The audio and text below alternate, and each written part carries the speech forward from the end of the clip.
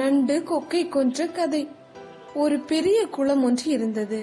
அந்த குளத்தின் கரையோரத்தில் கிளக்கொக்கு ஒன்று விசனமுடன் ஒற்றை காலில் நின்று கொண்டிருந்தது.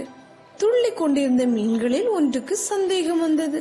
நம்மை சும்மா விடாதே, ஆனால் செயலற்று நின்றுள்ளதே, என்னவாக இருக்கும் என்று நமக்கேன் என்று இராமல் அதன் முன் வந்தது. என்ன கொக்காரே, உன் ஆகாரத்தை கொத்தாமல் சும்மா நிற்கிறீர் என்றது. நான் மீனை கொத்தி தின்பவன்தான், ஆனாலும் இன்று எனக்கு மனசு சரியில்லை என்றது கொக்கு. மனசு சரியில்லையா? ஏன் என்றது மீன். அதை ஏன் கேட்கிறாய் என்று பிகு பண்ணியது கொக்கு. பரவாயில்லை, சொல்லுங்களேன், சொன்னால் உனக்கு திக்கென்றாகும். மீனுக்கு பரபரத்தது. சொன்னால் தானே தெரியும், வற்புறுத்தி கேட்பதாலேயே சொல்கிறேன். இப்போது ஒரு செம்படவன் இங்கே வரப்போகிறான் என்று இழுத்தது கொக்கு.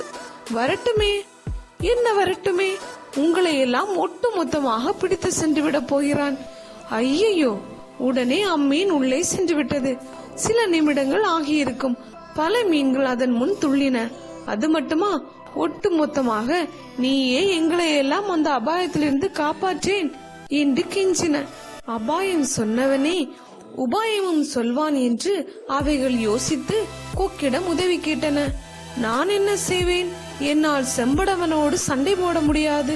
கிழவன் நான். வேண்டுமென்றால் உங்களை இக்குளத்தில் இருந்து வேறொரு குளத்திற்கு கொண்டு போகலாம். அதனால் எனக்கும் இந்த தள்ளாத வயதில் பரோபகாரி என்ற பெயரும் வரும். நீங்களும் பிழைத்திருப்பீர்கள் என்றது கொக்கு மிகவும் ரகசியமாக. மீன்கள் எல்லாம் தன் உயிரை காப்பாற்றிக் கொள்ள அதன் பேச்சை நம்பின. அபாயத்தை அறிந்து சொன்ன நீங்களே உபாயத்தையும் தெரிந்து சொல்கிறீர்கள். அப்படியே செய்யுங்கள் என்றன ஒருமித்த குரலில். கொக்குக்கும் கசக்குமா காரியம்?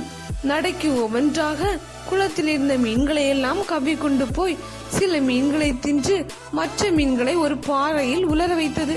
குளத்தில் இருந்த நண்டு ஒன்று இதை கவனித்து அதற்கும் வேறு குளத்திற்கு செல்ல உள்ளுக்குள் ஆசை சுரந்தது. ஓ சீவகா குண்ணியனே, என்னையும் அவ்விடத்திற்கு கொண்டு போங்கள் என்று கெஞ்சியது. வருங்காலத்தில் எதுவும் வழிய வரும் என்று உள்ளுக்குள் துள்ளி கொண்ட கொக்கு நண்டையும் கவ்விக்கொண்டு பறந்தது.